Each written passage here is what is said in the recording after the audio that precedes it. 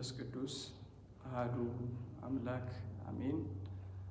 የተከበራችሁ የእግዚአብሔር ቤተሰቦች፣ ምዕመናን፣ ምዕመናት፣ በተለያየ አካባቢ በውስጥም ሀገር በውጭም ሀገር ያላችሁ የኦርቶዶክስ ተዋሕዶ እምነት ተከታዮች የሆናችሁ በሙሉ እንኳን ለዐቢይ ጾም አደረሳችሁ። አሁን ሶስተኛ ሳምንት ምኩራብ በሚባለው ሳምንት እንገኛለን። የምኩራብን ሀሳብ ምኩራብ እንዴት ተባለ የሚለውን አጠር አድርገን እናየዋለን ማለት ነው። ከዛ በፊት ግን ለዚህ ለሚዲያው አዲስ የሆናችሁ ፍኖተ ሰላም ሚዲያ የሚለውን ሰብስክራይብ፣ ፎሎ ወይም ላይክ እያደረጋችሁ ለሌሎች ሕዝበ ክርስቲያን መንፈሳዊ አገልግሎት እንዲዳረስ ይህንን አገልግሎት እንድትደግፉ እናሳስባለን። አሁን ቀጥታ ወደ ምኩራብ ነው የምንሄደው። እንግዲህ ይህንን የምኩራብ ሀሳብ የምናገኘው በዮሐንስ ወንጌል ምዕራፍ 2 ያለ ሀሳብ ነው። በሌሎችም የመጽሐፍ ቅዱስ ክፍሎች በሉቃስም በማርቆስም በማቴዎስም የሚገኝ ሀሳብ ነው። ነገር ግን ይህንን ሀሳብ ይገልጸዋል ወይም ሀሳቡን በሙሉ ለመረዳት የሚያግዘን ግን የዮሐንስ ወንጌል ምዕራፍ 2 ጀምሮ ያለ ሀሳብ ነው። ጌታችን መድኃኒታችን ኢየሱስ ክርስቶስ ወደ ምኩራብ ከመሄዱ በፊት እንደሚታወቀው በአህያ ውርንጫ ተጭኖ ወደ ደብረ ጽዮን ወይም ወደ ጽዮን ከተማ ወደ ኢየሩሳሌም ሄዷል። ሕፃናት ዘንባባ እያነጠፉ እየዘመሩለት፣ አይባንም ሳይቀር ድንጋዮችም ሳይቀሩ እያመሰገኑት የሄደ ጌታ ነው። ከዛ በኋላ ያንን ካደረገ በኋላ ወደ ምኩራብ መግባቱን ይነግረናል ማለት ነው። ምኩራብ በገባ ጊዜ ግን ያ ምኩራብ እንደ ድሮ እንደ ቀድሞ መስዋዕተ ኦሪት ሲሰዋበት እግዚአብሔር ሲመለክበት አላገኘውም። ያገኘው እንዲያውም ወለይሰዩት ምንድን ነው? እርግቡን፣ ዋኖሱን፣ ፍየሉን የሚሸጡ የሚለውጡ ነው ያገኘው። እግዚአብሔር በሚመለክበት ቦታ ማለት ነው። እግዚአብሔር በሚገለገልበት ቦታ በጉን፣ ፍየሉን፣ አልህምቱን፣ ሌላ የተለያየ ቁሳቁሱን፣ ወርቁን ሲሸጡ ሲለውጡ ነው ያገኛቸው። ከዛ በኋላ እሱ ወገብረ መቅሰፍተ ጥብጣቤ ዘሀብል ይላል። የጅራፍ ወይም ደወል እንደ መምታት ትልቅ ነጋሪት እንደ መጎሰም አይነት ነገር ድምፅ አሰምቶ እየገረፈ ወገፍታ ማይዳቲውም ለመወልጣን ለይሰይቱ አርግብ የሚሸጡትን የሚለውጡትን መደርደሪያቸውን እየገለበጠ ካባረረ በኋላ እንዲህ የሚል መልእክትም አስተላልፏል። ቤቴ የሰ ቤተ ጸሎት ይሰመይ፣ ቤቴ የጸሎት ቤት፣ የአባቴ ቤት የጸሎት የምስጋና የእግዚአብሔር መመለኪያ ቦታ ነው እንጂ እንዴት እናንተ የቀማኛ የወንበዴ ዋሻ ታደርጉታላችሁ? በማለት ከዛ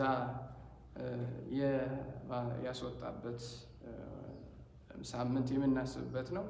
እንዴት ያንን የቤተ መቅደሱን ምኩራብ የሚባለውን የእግዚአብሔር መገልገያ መሸጫ መለወጫ አደረጉት ከተባለ ፈሪሳውያን የሚባሉ ወይም በጊዜው ካህናት እግዚአብሔርን የሚያገለግሉ ከቤተ መቅደሱ ቅርብ የሆኑ መስዋዕት የሚሰዉ ሰዎች ከራሳቸው ከእግዚአብሔር ይልቅ የራሳቸውን ጥቅም ስላበለጡ የራሳቸውን ጥቅም ስለጎላባቸው የእግዚአብሔር ነገር ገሸሽ አድርገው ጥለው ያንን ቤተ መቅደስ መሻጫ መለወጫ አደረጉት። እንዲያውም ምን ይላል?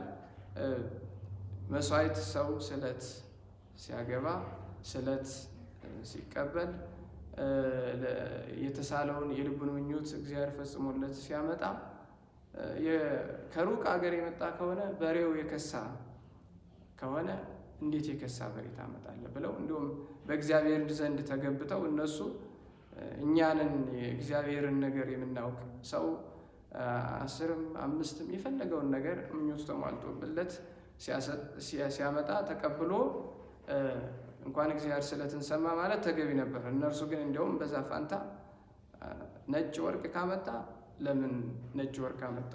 ቀይ አታመጣ? ቀይ ሲያመጣ ለምን ነጭ ወርቅ አላመጣም? የከሳ በሬ ባይሆንም መንገዱ አክስቶት ወይም ውሃ ጠምቶት ልቡ የተሰለበ በሬ ወይም ወይፈን፣ በግ ወዘተ ያን የመሳሰል ሲያመጣ እንዲህ አይነት ለምን አመጣህ እያሉ ንግድ ይነግዱ ነበር። እንዲያውም የከሳ በሬ ሲያዩ ለምን ይሄን ያመጣ ብለው ሰውየውን ካስጨነቁት በኋላ ምን ያደርጋሉ? ይሄን ችግር የለውም እንዲሁ ከደከምህ በኋላ እኛ ጋር የወፈረ አንድ በሬ አለ፣ ይሄን በሁለት መቀየር ትችላለህ ይላሉ። አንድ በሬ ይወስዳል። ከዛ በኋላ እነሱ የወፈረ በሬ ይሰጡታል። አንድ በዛ ፋንታስ ሁለት ያስገባል። ነጭ ወርቅም ከወሰደ ለምን ነጭ ወርቅ ታመጣለህ ይሉታል። እንግዲህ ነጭ ወርቅ ጥቅም ይኖረው አይኖረው ወይም ከዛ ካላቸው ወርቅ የተሻለም ላይሆን ይችላል እና የተሻለ የሚሆን ነው። ከዛ ነጭ ወርቅ ሲያመጣ ለምን ነጭ ወርቅ አመጣ? ቀይ ነበር ማምጣት ይሉና አይ ችግር የለውም ይሉታል። ደግሞ ከእንደገና ሁለት ነጭ ወርቅ ካለ አንድ ቀይ ወርቅ አለ እንሰጥሃለን፣ በሁለት ቀይር አንዱን ታስገባለህ እያሉ እነዚህ አይነት የንግድ ስራ ይሰራሉ። ምኖች አገልጋዮች፣ የካህናት። በአሁኑ ሰዓት ያው እንዲያው ወደ ሌላ ነገር እንዳይተረጎም እንጂ በአሁኑ ሰዓት ይሄ እየተደረገ ነው ወይስ አልተደረገ የሚል ለህዝበ ክርስቲያኑ እንሰጠዋል። እንዲህ አይነት ንግድ ነገር በማህበረ ካህናቱ፣ በሰንበት ትምህርት ቤቱ፣ በሁሉ በአጠቃላይ ቤተክርስቲያን ላይ ቀረብ የሚል ሰው ንግድ እየተነገደ ነው ወይ? የእግዚአብሔር ነፍስ ከማትረፍ ይልቅ የእግዚአብሔርን ልጅ ወደ ቤተክርስቲያን እቅፍ ከማምጣት ይልቅ ገንዘብ የመሰብሰብ ነገር እየተሰራ ነው ወይ? ያንን እግዚአብሔር ይፍረደው። ሊሰራም ላይሰራም ይችላል። እንግዲህ የምኩራብ አገልግሎት የምኩራብ ጌታ የነቀፈበት መንገድ በእኛ ዘመንም እንዳይመጣ መጸለይ ያስፈልጋል ማለት ነው እና ጌታ ይህንን ሳምንት የምናስበው ጌታ ከምኩራብ ሰዎችን ሲሸጡ ሲለውጡ አግኝቶ ያባረረበት ለእግዚአብሔር አምልኮት ቤተ እግዚአብሔር የእግዚአብሔር አምልኮት ብቻ የሚተላለፍበት የሚደረግበት መስዋዕት የሚሰዋበት እንጂ መነገጃ እንዳልሆነ ለተከታዮቹ ለእኛ እስካሁን ድረስ የሚቆይ እስካሁን ድረስ ስናነበው እንድንገነዘው እንድንመማርበት የሰራው ስርዓት ምኩራብ ይባላል። ምኩራብ ማለት ቤት አዳራሽ የሚለውን ትርጉም ይሰጣል።